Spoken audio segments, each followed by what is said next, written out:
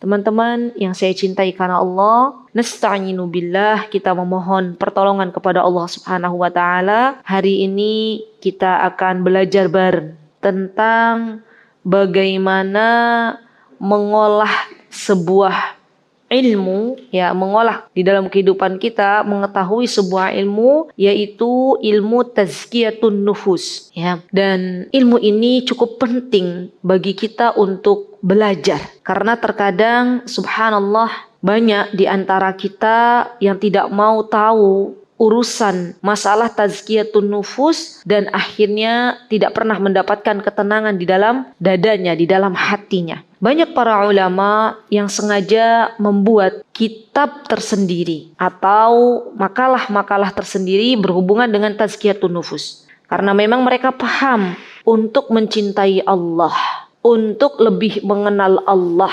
Itu di antara ilmu yang dipelajari adalah tazkiyatun nufus. Baik, kita akan coba mempelajari satu persatu, ya, karena memang belajar itu tidak bisa langsung banyak. Ya, semoga dengan kita pelan-pelan belajar, yang penting nanti alon-alon waton kelakon. Jadi dalam ilmu juga begitu, pelan-pelan tapi itu langsung kita amalkan. Jauh lebih baik daripada sekali datang kajian kita dapat banyak tapi nggak diamalkan. Subhanallah. Dan hendaklah kita banyak-banyak memohon kepada Allah, teman-teman, dengan sebuah doa, Allahumma inni as'aluka ilman nafi'an wa rizqan thayyiban wa amalan mutaqabbalan. Jangan sampai ilmu yang kita pelajari itu justru akan menjadi bumerang bagi kita. Ilmu yang kita pelajari hanya sebagai hiasan-hiasan,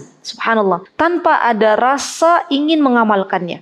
Dan perbanyak memohon kepada Allah Azza wa Jalla dengan sebuah doa, berlindung dari ilmu yang tidak bermanfaat. Apa doa yang diajarkan oleh Nabi kita Muhammad SAW? Allahumma inni a'udzubika min ilmin la yanfa' wa min qalbin la yakhsha' wa min du'ain la yustajab wa min nafsin la tashba' wa na'udzubika min haula'il arba'. Sudah hafal doanya, teman-teman? Ya, alhamdulillah. Baik, kita akan belajar satu tema, yaitu niat. Jadi di antara yang mesti kita pelajari terlebih dahulu dalam bab tazkiyatun nufus itu adalah niat. Baik, teman-teman yang dimuliakan oleh Allah Subhanahu wa taala, di dalam kitab Ibnul Qayyim Al-Jauzi, beliau pernah membahas panjang lebar tentang masalah niat, dan niat ini merupakan pokok dari segala ibadah. Jika kita ingin ibadah kita diterima di sisi Allah Subhanahu wa taala, maka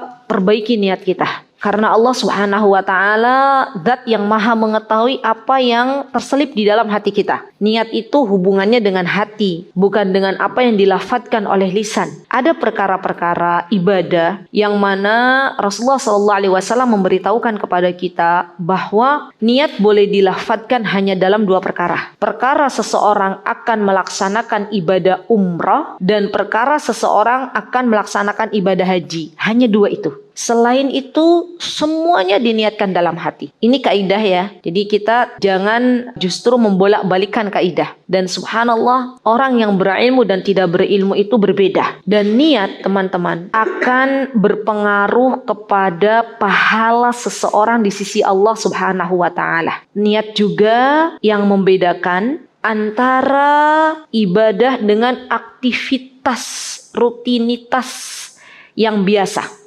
Itu niat. Ya. Contoh misalnya, teman-teman di pagi hari cuci muka, cuci tangan, cuci kaki, cuci telinga. Ya, misal. Tapi tidak ada di dalam hati kita untuk niat berwudu, mengangkat hadas kecil. Apakah kita diberikan pahala? Tidak. Seseorang dia ketika bangun tidur misalnya, cuci tangan dengan niat ingin mendapatkan pahala di sisi Allah. Karena itu adalah anjuran dari Rasulullah SAW. Cuci tangannya dia akan mendapatkan pahala di sisi Allah. Dan juga membersihkan tangannya. Kira-kira menurut teman-teman, mana yang lebih baik? Orang yang punya niat untuk mencari ridha Allah atau mengerjakan sesuatu seperti biasa? Baik, jika demikian, maka mari kita perbaharui niat kita masing-masing. Karena ini yang akan menentukan banyak atau tidaknya pahala di sisi Allah Subhanahu wa taala. Ini juga yang menentukan amalan kita tertolak atau tidak di hadapan Allah Subhanahu wa taala. Syarat pertama itu adalah niat yang lurus. Subhanallah. Niat yang lurus hanya bertujuan agar Allah itu ridho. Ya, subhanallah, itu yang kita cari. Maka dari itu di dalam hadis Arba'in Nawawi, siapa yang hafal hadisnya? Innamal a'malu binniyat. Sesungguhnya segala amal ibadah kita itu tergantung niat kita. Apa yang terselip dalam hati kita Allah lihat. Kalau yang terselip dalam hati kita hanya ingin mendapatkan kepingan-kepingan dunia, Allah kasih. Man kana yuridu dunya, kata Allah SWT ya. Barang siapa yang dia menginginkan dunia, Allah kasih cash, langsung kasih. Tapi sebaliknya, ketika ia inginkan ridhonya Allah, pahala di akhirat, maka ia akan mendapatkan dua-duanya. Akhirat dapat, dunia Allah kasih. Mana yang lebih menguntungkan? Yang kedua. Hanya butuh perjuangan, ya kan? Untuk mendapatkan yang kedua ini butuh perjuangan. Dalam hadis ini dikatakan bahwa semua amal itu tergantung niat. Ada seseorang yang niat hijrahnya itu untuk mendapatkan kepingan-kepingan dunia, maka fahijratuhu ila ma hajara ilai. Allah kasih itu. Dan ada yang niatnya hijrahnya biar nikah dengan seorang wanita yang cantik jelita misalnya, atau seorang laki-laki yang ganteng, maka Allah kasih. Tapi dia tidak mendapatkan apa-apa di akhirat. Dan ini adalah orang-orang yang merugi. Ya, subhanallah teman-teman, takutlah kepada Allah.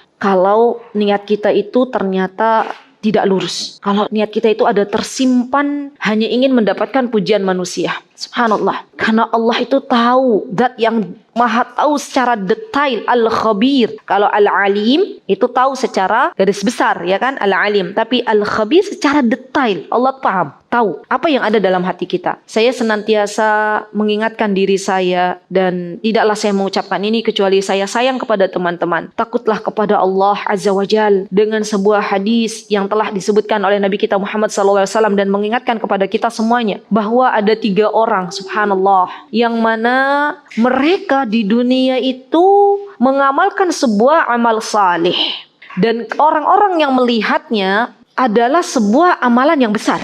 Ya, yang pertama, apa yang kata Rasulullah SAW katakan? Orang yang berjihad di jalan Allah. Teman-teman, kalau orang berjihad di jalan Allah itu butuh perjuangan enggak sih? Meninggalkan anak istri, ya enggak? Pergi ke sebuah tempat yang jauh, dan itu juga taruhannya nyawa, begitu kan? Ya, harus mempunyai skill, dia harus bisa berperang, berkuda, memanah, itu kan butuh perjuangan. Subhanallah, ternyata perjuangan yang begitu berat dirusak oleh amal ibadah dengan niat yang buruk. Didatangkan nanti seorang mujahid besok di akhirat, dan pasti itu akan terjadi. Karena ini adalah sabdanya Nabi kita Muhammad SAW. Didatangkan seorang pejuang, seorang mujahid di hadapan Allah Subhanahu wa taala. Kemudian Allah bertanya kepada mujahid tersebut, kepada orang yang berjihad itu, "Wahai hambaku, bukankah dulu aku pernah memberikan engkau misalnya kesempatan untuk bisa memanah? Itu adalah nikmat." Maka mujahid ini mengatakan, "Betul wahai Rabbku. Bukankah dulu," kata Allah Subhanahu wa taala, "aku berikan kepada engkau sebuah kendaraan untuk bisa berjihad di jalanku?" Kata orang mujahid ini bilang, "Betul wahai Rabbku." Semua nikmat yang Allah telah berikan kepada mujahid ini Allah ucapkan, Allah katakan. Dan mujahid ini mengatakan, "Bala, iya, telah engkau berikan kepada." Kemudian Allah bertanya kembali, "Untuk apa engkau berjihad?" Lihat teman-teman, pejuang itu bilang apa? "Saya berjihad untuk mencari ridhamu."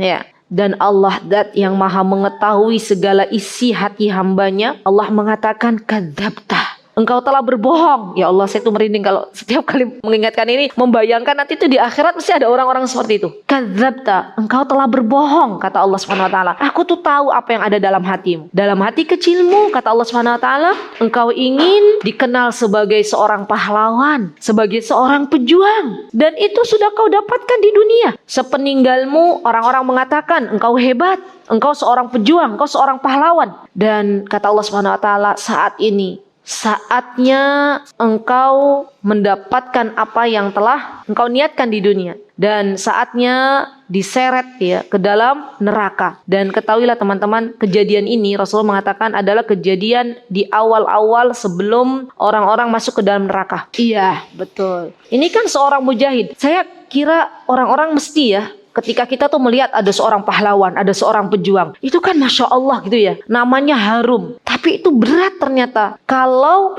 ada terselip niat pengen dipuji oleh orang. Subhanallah. Rasulullah SAW dulu ketika beliau masih hidup, teman-teman, ada pernah kejadian. Kata beliau, huwa min ahlin nar. Rasulullah diberitahu oleh Allah Subhanahu wa taala, turun wahyu bahwasanya dia itu penduduk neraka. Maka sahabat bertanya, ya Rasulullah, dari mana engkau ketahui dia penduduk neraka padahal dia berjihad di jalan Allah? Kata Rasulullah SAW, jihadnya dia itu bukan karena Allah.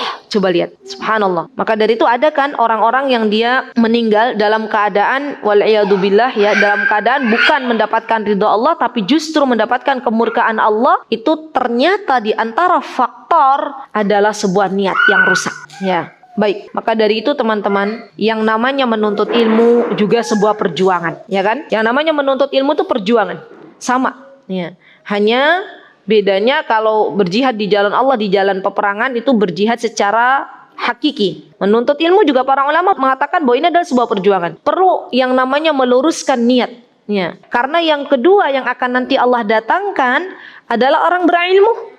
Orang berilmu, orang yang pandai membaca Al-Quran. Allah datangkan. Allah katakan kepadanya, wahai hambaku, bukankah dulu aku telah memberikan engkau guru Al-Quran yang terbaik? Dia mengatakan, bala ya Rabb, betul, engkau telah berikan aku guru yang terbaik dalam membaca Al-Quran, dalam belajar tahsin. Wahai hambaku, bukankah aku dulu pernah memberikan kesempatan kepada engkau untuk belajar, dan itu nikmat dari Allah Subhanahu wa taala. Maka hamba ini mengatakan, bala ya Rabb, betul, engkau telah memberikan hamba kesempatan untuk bisa belajar. Kemudian Allah mengatakan, bukankah aku dulu telah memberikan kepada engkau suara yang merdu, kesempatan untuk mengajar? Bala ya Rabb, betul, engkau telah memberikan itu. Lihat teman-teman. Kemudian kata Allah Subhanahu wa taala, apa yang engkau inginkan dari semua itu? Dia mengatakan, tidaklah aku mengerjakan hal tersebut kecuali agar engkau ridha, wahai Rabbku. Apakah betul jawabannya teman-teman? Tidak betul. Allah Zat yang maha mengetahui segala isi hati mengatakan, kadzabta, engkau telah berbohong. Aku tahu apa yang ada di dalam hatimu. Ternyata engkau menginginkan agar orang-orang menyebutmu sebagai seorang alim, sebagai seorang yang berilmu, sebagai seorang qari, sebagai seorang yang pandai membaca Al-Quran. Dan itu sudah kau dapatkan gelar-gelar itu di dunia, ya Rabb. Padahal teman-teman, orang yang namanya ahli Al-Quran, ahli ilmu itu butuh perjuangan dah untuk belajar. Butuh lama waktunya, ya. Dan amal soleh yang begitu besar ternyata tidak ada apa-apanya di hadapan Allah karena rusaknya sebuah niat, ya, subhanallah. Saya mewanti-wanti kepada diri saya dan teman-teman, sebelum teman-teman mendatangi majelis ilmu, mari kita diam sejenak, ya. Dari rumah itu sudah kita hadirkan sebuah niat. Ya Allah, untuk apa saya belajar?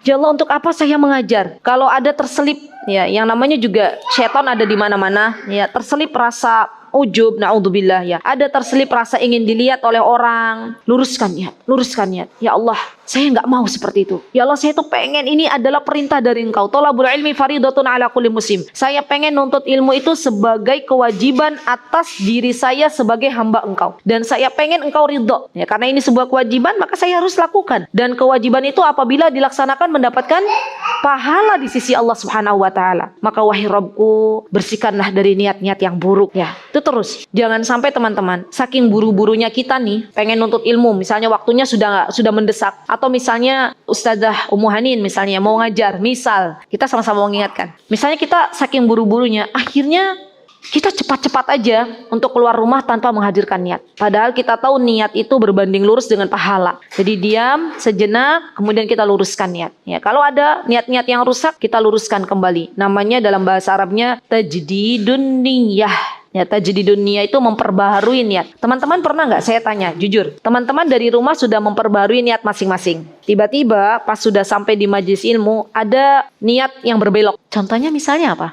Baik, pujian dari teman, mau nuntut ilmu, tapi niatnya sekalian mau jual beli gitu ya. Jadi lebih mendahulukan jual belinya misalnya. Baik. Ada lagi misalnya apa? Habis kajian mau kemana? Atau misalnya dalam rangka bukan kewajiban tapi ini adalah aturan di sebuah kantor misalnya gitu kan. Kuliner ya misalnya lah. Ada niat-niat terselip seperti itu, maka langsung kita luruskan. Langsung kita luruskan. Jadi teman-teman pastikan sebelum kita menuntut ilmu, sebelum kita mengajar, sebelum kita mencari yang lebih jauh, itu pastikan niat kita harus lurus. Niat kita harus lurus. Karena besok kita akan ditanya oleh Allah Subhanahu wa taala berhubungan dengan ilmu ini. Subhanallah. Kita pernah dengarkan teman-teman, di antara 4 pokok yang akan Allah tanya kepada kita itu, di antaranya apa coba? Umur kita. Allah tanya untuk apa kau habiskan? Ilmu. Allah tanya untuk apa kau habiskan? Kemudian yang ketiga apa? Harta. Allah tanya dari mana dan untuk apa? Dan yang keempat masa muda. Ditanya oleh Allah Subhanahu wa taala, untuk apa kau gunakan? Nah, berhubungan masalah ilmu ini teman-teman, ini adalah sebuah perkara yang sangat mulia di hadapan Allah Subhanahu wa taala. Allah akan angkat derajat seseorang yang berilmu. Yarfa'illahu alladziina aamanu minkum walladziina utul ilma darajat. Siapa yang Allah angkat derajat ilmu ini? Bagi orang-orang yang memiliki ilmu dengan niat hanya untuk mencari ridhonya Allah Subhanahu wa taala. Meluruskan niat dalam menuntut ilmu ini sudah dilakukan oleh para pendahulu kita. Sampai-sampai teman-teman, Sufyan Ats-Tsauri rahimahullahu taala, sekaliber ulama besar, itu juga masih merasakan adanya niat yang berbelok. Kebiasaan beliau, setiap kali beliau beraktivitas mengajar, saya pernah baca sirah beliau ya di sebuah kitab Syiar A'lamun Nubala, itu Sufyan Ats-Tsauri itu ada kertas teman-teman. Kalau sekarang kan ada HP ya, dulu kan belum ada. Jadi masih manual, pakai kertas terus ditulis ya. Ditulis sebuah perkataan untuk Imam Sufyan Ats-Tsauri itu, "Celakalah wahai Sufyan apabila niatmu bukan karena Allah." Beliau ngajar. Habis ngajar, di pertengahan itu beliau keluarkan kertas itu. Beliau lihat kertas itu. Dan beliau selalu memperbaiki niat sampai selesai beliau mengajar. Beliau itu teman-teman, Sufyan Ats-Tsauri itu Masya Allah Tabarakar Rahman, adalah orang yang sangat luar biasa ilmunya. Ya, kalau sama kita bandingannya seperti apa ya? Pedang sama jarum. Ya, jadi sangat jauh. Beliau saja masih merasakan harus memperbaharui niat. Bagaimana dengan kita-kita yang seperti apa ya? Semut gitu ya di tengah padang pasir gitu ya. Nggak kelihatan, masih kecil banget. Kita harus berjuang bersama-sama. Berjuang bersama-sama. Karena rugi teman-teman, yakin rugi. Kalau kita itu sudah berlelah-lelah menuntut ilmu, mengajarkan, tapi ternyata kita tidak diterima amalan itu di hadapan Allah Subhanahu wa taala. Kita menghabiskan waktu 1 jam, 2 jam, 3 jam untuk menuntut ilmu, tapi ternyata tidak ada apa-apanya di hadapan Allah karena rusaknya sebuah niat. Subhanallah. Dan terus memperbanyak doa yang memohon kepada Allah agar dijauhkan dari yang namanya riya, dari yang namanya ingin dapat pujian orang lain. Rasulullah mengajarkan doa ini. Allahumma inni a'udzubika min an usyrika bika wa ana a'lam wa astaghfiruka lima la a'lam. Ada yang hafal doanya? Insyaallah. Boleh kalau mau agar dijauhkan dari ria. Biasanya kalau penuntut ilmu itu kan berhubungan dekat dengan ria ya, yang dipuji oleh orang lain. Allahumma inni a'udzubika. Allahumma inni a'udzubika min an usyrika bika wa ana a'lam wa astaghfiruka lima la a'lam.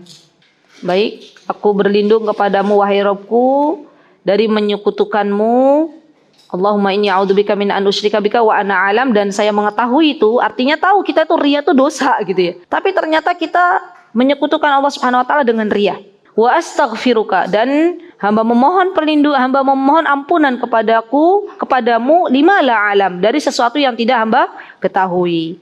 Ini doa diajarkan oleh Rasulullah sallallahu alaihi wasallam agar niat-niat kita diluruskan oleh Allah Azza wa Jal, ya, agar dijauhkan dari yang namanya riya. Ya, subhanallah. Karena yang namanya riya itu banyak orang nggak sadar, teman-teman. Ya, banyak orang nggak sadar. Dan namanya nafsu itu sejatinya mengajak kepada nafsu-nafsu yang tidak baik, mengajak kepada keburukan. Ya, subhanallah. Baik, yang ketiga adalah golongan, ya, berhubungan masalah niat. Orang yang dia waktu di dunia, subhanallah, diberikan oleh Allah Subhanahu wa taala kelebihan dari harta, dan ia pun berusaha untuk mengeluarkan harta itu di jalan Allah, mendermakan harta itu di jalan Allah. Tapi ada tapinya. Ternyata ketika ia mengeluarkan harta di jalan Allah, niatnya rusak. Ya, karena ia ingin disebut sebagai seorang yang dermawan. Ada nggak orang-orang zaman sekarang, dia punya harta banyak, sudah benar, jalannya bukan dikeluarkan untuk bermaksiat kepada Allah, tapi membangun masjid misalnya, membangun panti asuhan misalnya, memberikan harta kepada para du'afa misalnya. Itu menurut teman-teman sudah benar atau belum? Sudah benar kan ya? Masya Allah. Dan sesuatu yang besar itu ternyata tidak dianggap oleh Allah Subhanahu wa ta'ala karena rusaknya sebuah niat. Allah akan panggil dia.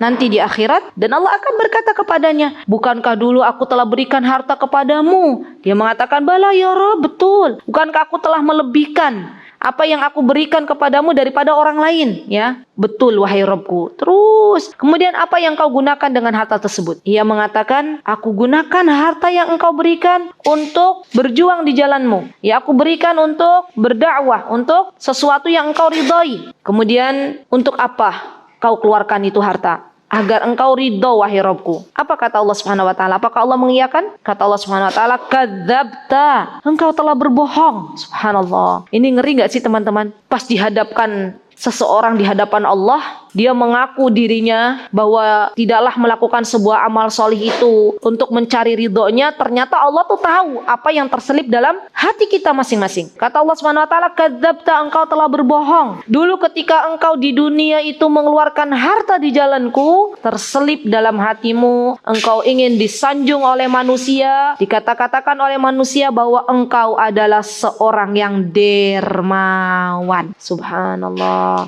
Ini berjuang mengeluarkan harta di jalan Allah, memurnikan niat hanya mencari ridho Allah tuh berat apa enggak teman-teman? Berat ya. Jadi teman-teman sekarang doanya kita ganti. Kalau kemarin teman-teman berdoa, ya Allah berikanlah harta kepada kami agar bisa lebih bermanfaat untuk orang banyak. Ya Allah berikanlah harta kepada kami agar bisa membangun masjid. Kan boleh kita meluaskan niatnya. Meluaskan niat, paham ya meluaskan niat ya?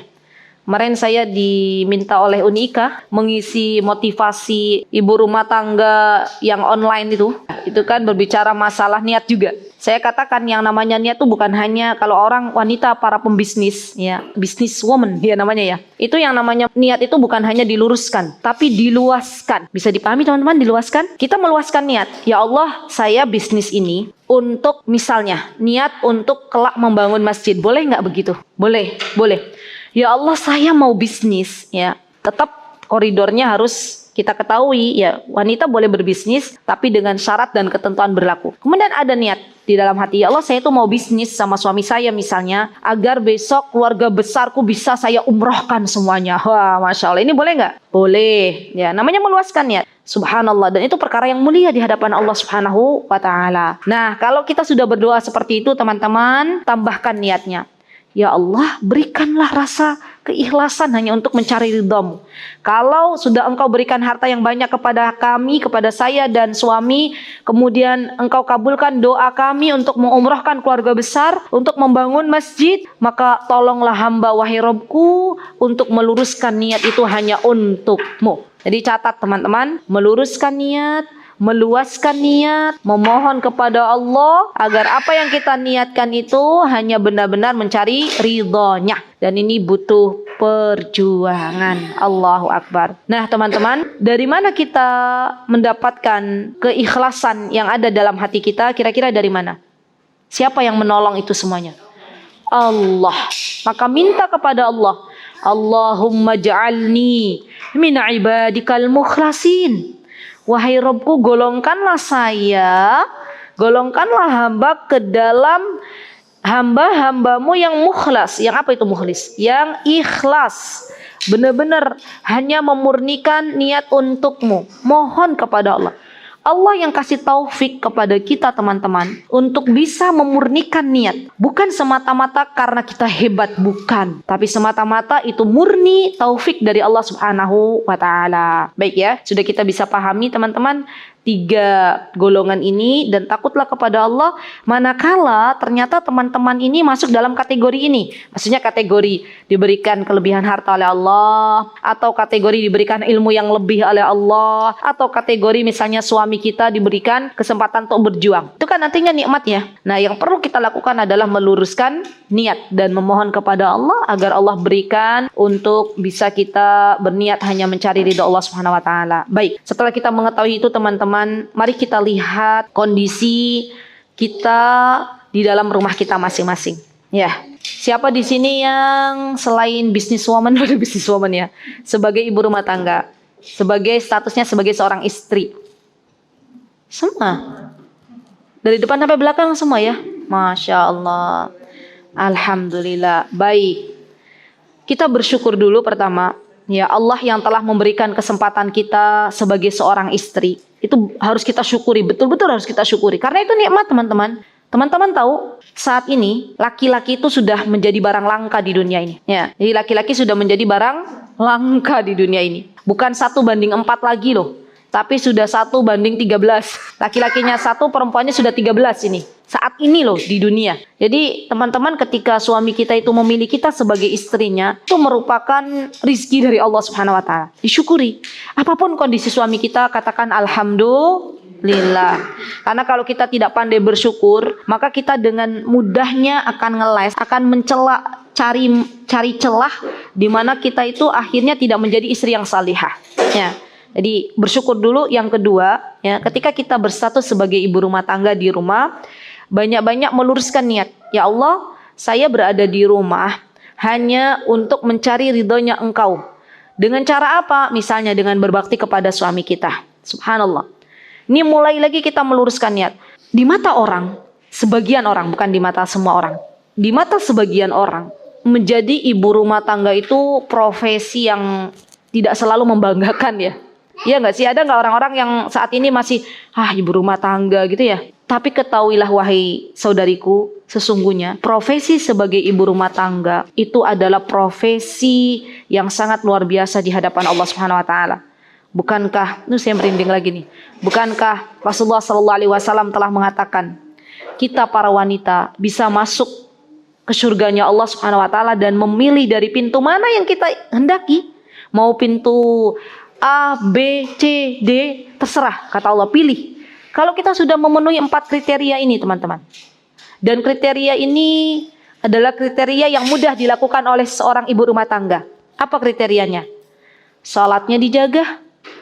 Orang yang berprofesi sebagai ibu rumah tangga itu akan lebih mudah untuk menjaga salat, ya enggak? Dibandingkan dengan selain ibu rumah tangga ya, misalnya punya waktunya banyak di luar misalnya. Itu kan salat, betul salat, tapi hanya mendirikan salat, tapi belum menjaga salat. Beda loh arti menjaga dengan mendirikan salat. Mendirikan salat itu sebatas menggugurkan salat saja. Saya sudah salat duhur, sudah. Tapi salat duhurnya mepet-mepet, mau masuk waktu asar gitu ya. Iya betul salat, tapi ini belum menjaga salat. Yang namanya menjaga salat itu, dia tahu betul apa rukun salat misalnya. Dia tahu betul apa kewajiban salat. Dia tahu betul apa yang membatalkan salat. Ini baru menjaga salat. Nah, wanita yang bisa menjaga salatnya, kata Rasulullah SAW, dan dia berpuasa di bulan Ramadan. Dan berpuasa di bulan Ramadan ini akan jauh lebih mudah dilakukan oleh seseorang yang dia berada atau berprofesi sebagai ibu rumah tangga. Ya. Dan yang ketiga, kata Rasulullah SAW, dia berbakti kepada suaminya. Lihat, subhanallah. Berbakti kepada suami, Allah kaitkan dengan Allah sandingkan dengan salat dan puasa. Subhanallah. Karena sama-sama kewajiban. Salat kewajiban, puasa kewajiban, berbakti kepada suami juga kewajiban. Dan yang keempat, menjaga kemaluan kita. Ya, apalagi di zaman yang penuh dengan fitnah ini ya teman-teman, Masya Allah, benar-benar yang namanya menjaga kemaluan kita itu sebuah perjuangan. Ya, berikan kepada suami kita yang halal dan jangan sampai memberikan kepada orang-orang yang memang itu tidak berhak ya. Dan ini sebuah perjuangan. Kalau sudah 4 kriteria ini dilakukan oleh seorang wanita ibu rumah tangga misalnya, maka dia akan mendapatkan pahala di sisi Allah Subhanahu wa taala dan Allah masukkan ke dalam surganya Allah dengan bisa memilih dari pintu manapun yang ia kehendaki. Syaratnya apa? Ketika kita melakukan 4 perkara ini teman-teman, syaratnya meluruskan niat. Mau sholat kita luruskan lagi. Ya Allah, niatku sholat untuk apa? Dengan wanita teman-teman, balik lagi ya, misalnya statusnya ibu rumah tangga, mana yang paling afdol? Sholat di masjid atau di rumah? Yakin? Yakin? Teman-teman kalau dapat perkataan dari orang lain, masa sholat di rumah, di masjid aja pahalanya 27 rakaat. Masya Allah, baik, udah bisa ya berarti ya. Alhamdulillah. Iya. Dan di rumah juga berlevel-level teman-teman. Iya betul-betul. Udah dok istilahnya nggak perlu payungan lek hujan gitu ya, tinggal mak gablik bahasa Jawanya kan gitu, mak gablik kok yo masih aja di rumah. Jilbabnya gede, rumahnya dekat masjid. Masya Allah. Betul teman-teman. Ternyata kalau kita terus mendengarkan nyinyiran orang itu nggak ada habisnya. Ya. Padahal kita tahu kita dikubur sendiri juga. Besok ditanya juga sendiri. Nah, wanita yang salat di rumah itu afdal. Dan wanita salat di rumah dapat pahala juga beda-beda. Yang salat di ruang tamu dan yang salat di kamarnya, mana banyak pahalanya? Di kamar. Betul, yakin. Tapi kita banyak salat di mana? Yakin di kamar ya. Alhamdulillah. Pindah-pindah. Masya Allah. Baik. Kalau demikian teman-teman, berarti teman-teman sudah dapat pahala banyak tuh di rumah. Hanya dari rumah loh. Subhanallah. Tidak perlu jauh-jauh misalnya harus keluar ke masjid. Laki-laki kan beda. Kalau laki-laki pengen dapat pahala lebih banyak di mana? Ke masjid ya. Subhanallah, itu tandanya Allah tuh sayang kepada kita. Jadi mendulang pahala seorang wanita di rumah itu jauh lebih ringan daripada seorang laki-laki. Dengan syarat tadi luruskan niat. Untuk apa saya salat di rumah? Subhanallah, subhanallah. Dan ini perkara yang bisa kita lakukan minimal sehari 5 kali. Ya enggak? Sehari minimal 5 kali itu kita salat. Terus kita luruskannya. Ya, baik. Kemudian teman-teman, dalam perkara salat juga yang perlu kita fokuskan bukan hanya meluruskan niat. Ketika kita di rumah nih, real seharian, tapi pastikan wudhu kita benar. Ya. Karena nanti diterima atau tidaknya ibadah salat kita berkaitan berbanding lurus dengan wudhu. Wudhunya dulu diperbaiki, setelah itu baru salat. Dan ini bisa kita lakukan di rumah kita masing-masing. Ya, Masya Allah. Apa yang bisa kita lakukan untuk meluruskan niat sebagai ibu rumah tangga di rumah? Mendidik anak. Mendidik anak itu adalah sebuah kewajiban kita sebagai seorang ibu. Ya. Dan Rasulullah SAW mengatakan, kullukum ra'in wa kullukum mas'ulun an ra'iyatihi. Wal mar'atu ra'iyatun fi baiti zawjiha. Dan seorang wanita ini adalah pemimpin di rumah suaminya. Dan kelak akan Allah tanya apa yang dilakukan di rumah suaminya. Subhanallah. Lihat teman-teman, ngurus rumah, nyapu, ngepel, nyuci baju, nyetrika baju. Kalau niat kita lurus, pengen mendapatkan ridha Allah, itu sudah berpahala di sisi Allah Subhanahu wa taala. Gampang apa tidak? Gampang. Ya. Hanya butuh meluruskan niat. Subhanallah. Dan itu didapatkan oleh wanita di dalam rumahnya. Masya Allah. Belum lagi dia mendidik anaknya, mengajarkan surah Al-Fatihah, mengajarkan alif bata. Nah, siapa di sini yang anak-anaknya diajarkan alif bata oleh teman-teman? Bukan oleh guru TK, acungkan tangan. Siapa di sini teman-teman yang diberikan kesempatan oleh Allah untuk mengajarkan alif bata kepada anaknya? Teman-teman sendiri yang megang. Alhamdulillah ada. Masya Allah, Masya Allah. Semoga Allah menerima. Ya, alif bata insya Allah bisa ya Mbak. Betul, Al-Quran kepada yang ahli. Baik, semoga besok ketika Allah memberikan rezeki kepada Mbak anak lagi. Oke, baik. Semoga besok besok ketika punya cucu, Mbak yang ngajarin alif batanya. Amin. Masya Allah. Jadi ibu-ibu, di dalam mendidik anak, misalnya mengajarkan alif bata, itu kira-kira seorang ibu itu berat atau tidak sih alif bata? Konsisten ya. Untuk memulai berat atau tidak? Berat ya. Dan sesuatu yang berat itu akan Allah mudahkan jika Allah mudahkan. Minta kepada Allah. Apa doanya? Allahumma la sahla illa ma ja'altahu sahla wa anta taj'alul huzna in syi'ta sahla. Berdoa dulu kepada Allah, wahai Rabbku, berikanlah kesempatan kepadaku untuk mengajarkan alif bata kepada anak-anak. Dan itu minta kepada Allah, ya. Dan jadikan mengajarkan alif bata ini teman-teman untuk anak-anak kita sebagai pondasi. Kelak nanti anak-anak kita bisa membaca Al-Quran. Nanti kita lihat kondisi kita masing-masing. Kalau seandainya kayaknya saya juga masih belajar ini, gitu ya, belajar Al-Quran. Saya tadi Mbak bilang saya serahkan ke ahlinya, ya enggak apa-apa. Tapi kan dia sudah dapat pondasinya tuh, alif bata sudah dapat. Kita yang ngajarin dulu, ya. Coba bisa dibayangkan nggak teman-teman? Kalau suatu hari kelak ternyata Allah takdirkan anaknya teman-teman menjadi imam di salah satu masjid, atau mungkin bisa jadi menjadi imam di Masjidil Haram misalnya, kita dapat pahala yang luar biasa. Walaupun kita sudah tidak lagi sudah tidak lagi hidup di dunia, kita sudah terbujur kaku di kubur. Tapi aliran pahala dari anak kita yang menjadi imam itu akan mengalir ke dalam diri kita masing-masing. Dapat pahala banyak nggak teman-teman? Dapat pahala banyak, Masya Allah.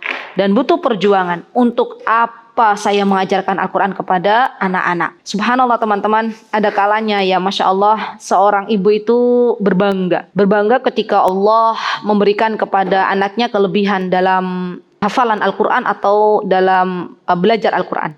Kalau ada terselip rasa itu, katakan dalam diri kita, wahai Rabbku, dulu anakku adalah seorang yang tidak tahu, ya. Dan bukan karena dia punya ibu yang hebat sepertiku, akhirnya dia bisa melaju pesat. Tapi ini murni karena pertolongan dari Engkau. Jadi itu harus ada niat seperti itu. Kan begitu kan orang tua kalau anaknya misalnya punya prestasi segudang gitu ya. Kan orang tuanya siapa yang berbangga itu biasanya?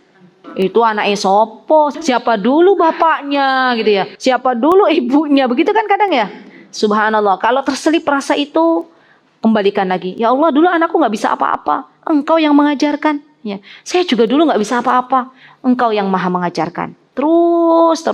Kalau ada rasa terselip, bukan karena Allah, bukan Allah yang kasih, kita kembalikan lagi kepada Allah Subhanahu wa Ta'ala.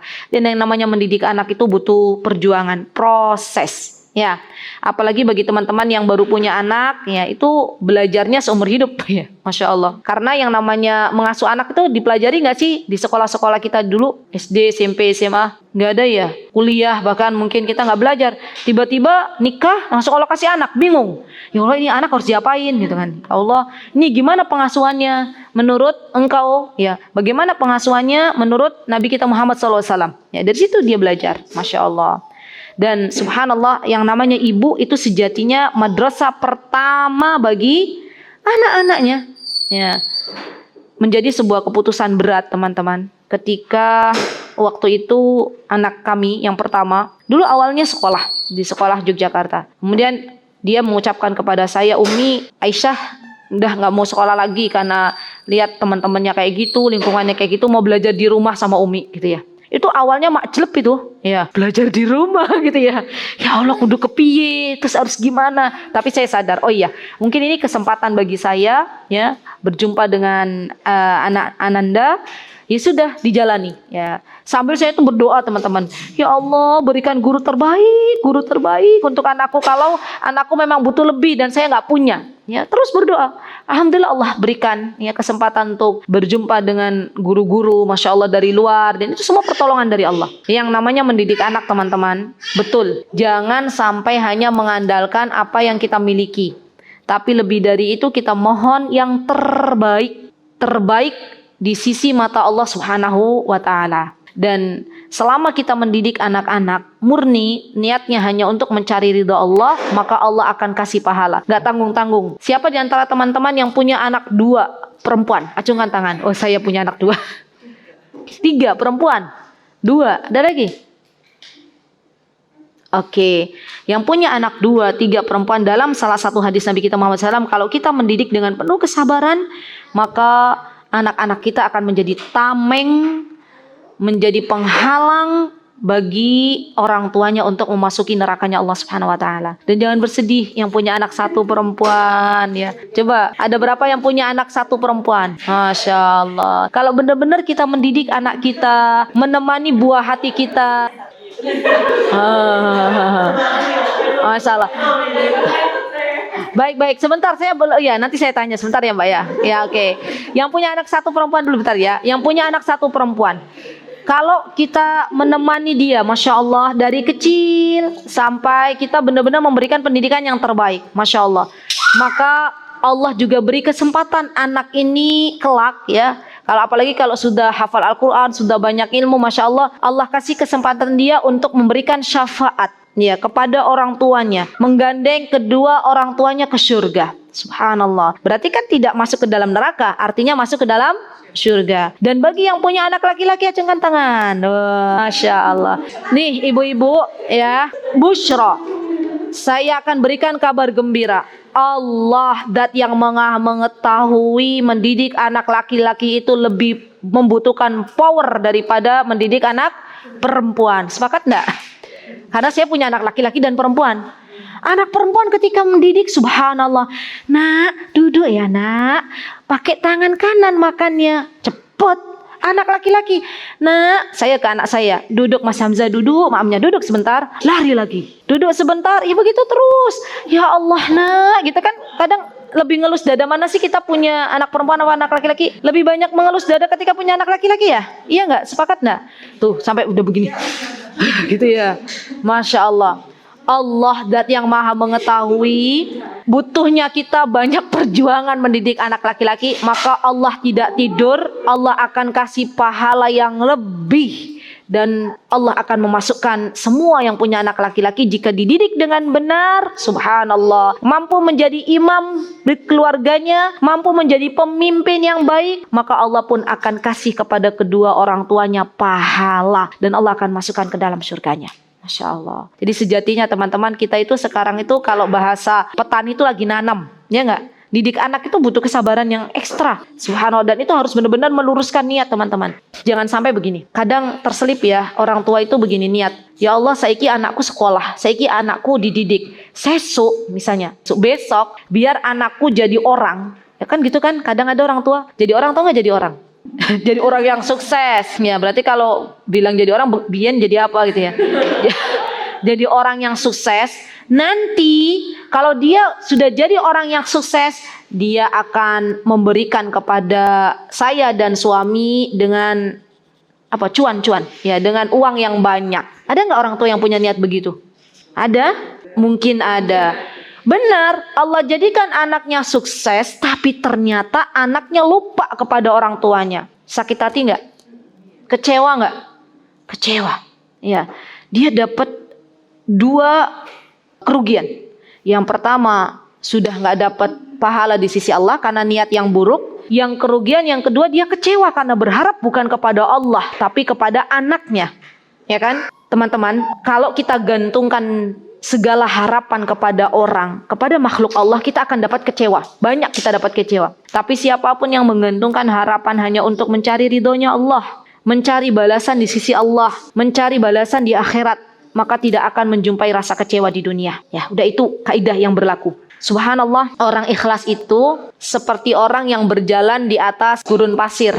Nggak kedengaran, tapi ada jejaknya. Orang yang niatnya itu rusak, itu seperti orang pakai sepatu apa tuh yang dia kalau jalan, terus jalannya di marmer yang indah gitu ya. Kira-kira kalau jalan kedengeran enggak? Tapi nggak ada jejaknya. Ya itu, perbandingannya begitu ya. Subhanallah, perumpamannya seperti itu. Mending yang mana? Mending yang berjalan di gurun tapi ada jejaknya, atau yang nggak ada jejaknya sama sekali?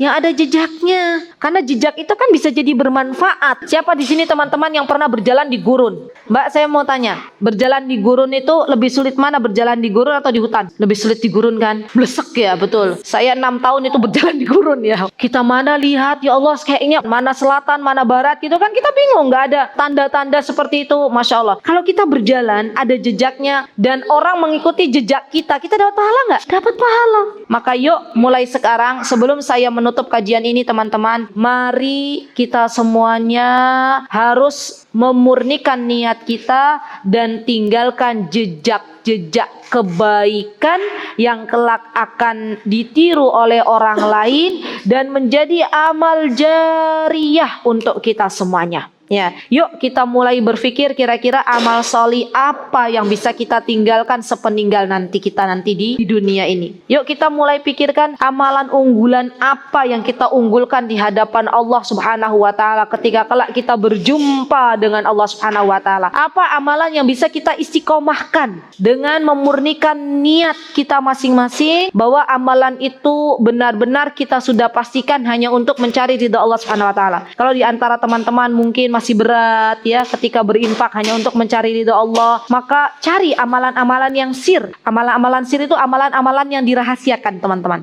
Ya, yang mana amalan ini hanya diketahui oleh diri kita dan Allah Subhanahu wa taala. Saya lupa seorang tabi'in, tapi saya pernah baca, saya lupa namanya. Itu ada yang kebiasaannya kalau malam hari memberikan tepung kepada orang-orang yang ada di sekitarnya. Tahu tepung nggak? Gandum. Dan orang-orang di sekitar itu nggak tahu kalau dia yang memberikan gandum di depan rumahnya diketahui setelah dia sudah wafat. Coba keren nggak? Jejaknya itu terlihat setelah dia meninggalkan dunia yang fana ini.